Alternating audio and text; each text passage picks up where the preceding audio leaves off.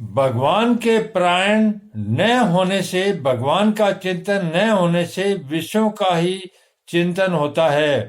कारण कि जीव के एक तरफ परमात्मा है और एक तरफ संसार है। जब वह परमात्मा का आश्रय छोड़ देता है तब वह संसार का आश्रय लेकर संसार का ही चिंतन करता है, क्योंकि संसार के सिवा चिंतन का कोई दूसरा विषय रहता ही नहीं। इस तरह चिंतन करते करते मनुष्य की उन विषयों में आसक्ति, राग, प्रियता पैदा हो जाती है। आसक्ति पैदा होने से मनुष्य उन विषयों का सेवन करता है। विषयों का सेवन चाहे मानसिक हो चाहे शारीरिक हो, उससे जो सुख होता है उससे विषयों में प्रियता पैदा होती है।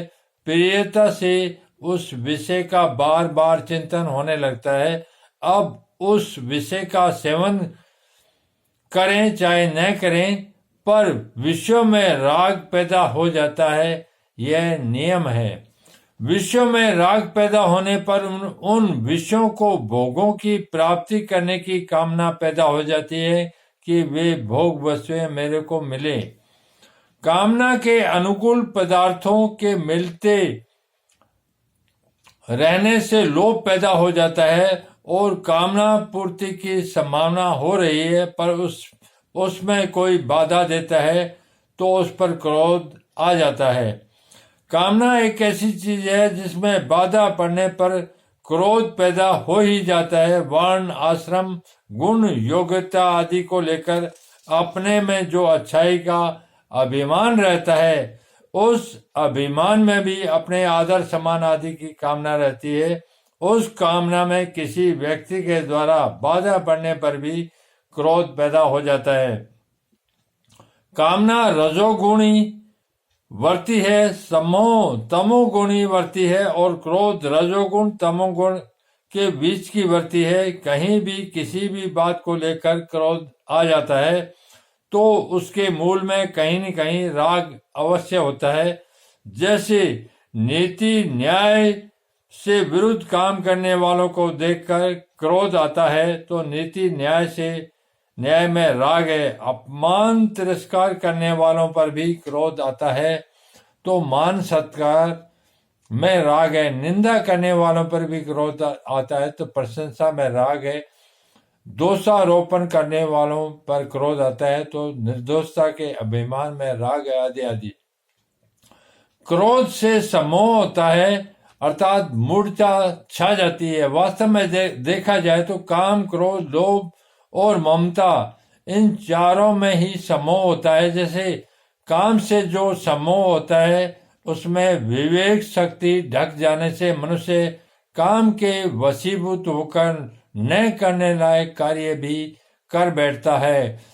क्रोध से जो सम्मोह होता है उसमें मनुष्य अपने मित्रों तथा पूज्य जनों को भी उल्टी सीधी बातें कह बैठता है और न करने लायक बर्ताव भी कर बैठता है। लोभ से जो सम्मोह होता है उसमें मनुष्य को सत्य, असत्य, धर्म, अधर्म आदि का विचार नहीं रहता और वह कपट करके लोगों को ठग लेता है। ममता से जो सम्मोह होता है उसमें समभावन नहीं रहता, प्रत्युत पक्षपात पैदा हो जाता है।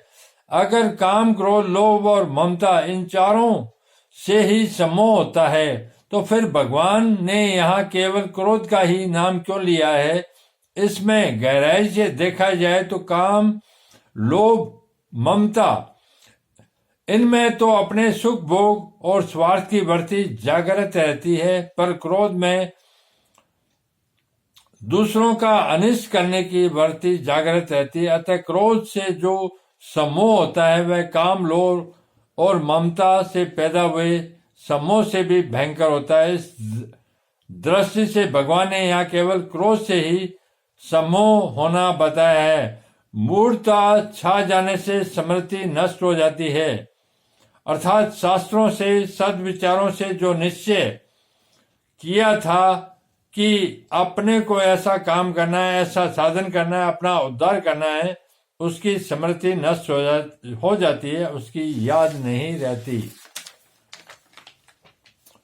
स्मृति नष्ट होने पर बुद्धि में प्रकट होने वाला विवेक लुप्त हो जाता है, अर्थात मनुष्य में नया विचार करने की शक्ति नहीं रहती। विवेक लुप्त हो जाने से मनुष्य अपनी स्थिति से गिर जाते हैं। अतः इस पतन से बचने के लिए सभी साधनों को भगवान के परायण होने की बड़ी भारी आवश्यकता है। यहाँ विषयों का ध्यान करने मात्र से राग, राग से काम, काम से क्रोध, क्रोध से सम्मोह, सम्मोह से स्मृति नाश, स्मृति नाश से बुद्धि नाश, बुद्धि नाश से पतन। यह जो क्रम बताया है इसका विवेचन करने में तो देरी लगती है, पर इन सभी वृत्तियों के पैदा होने में और उससे मनुष्य का पतन होने में देरी नहीं लगती। बिजली के करंट की तरह ये सभी वृत्तियां तत्काल पैदा होकर मनुष्य का पतन करा देती है।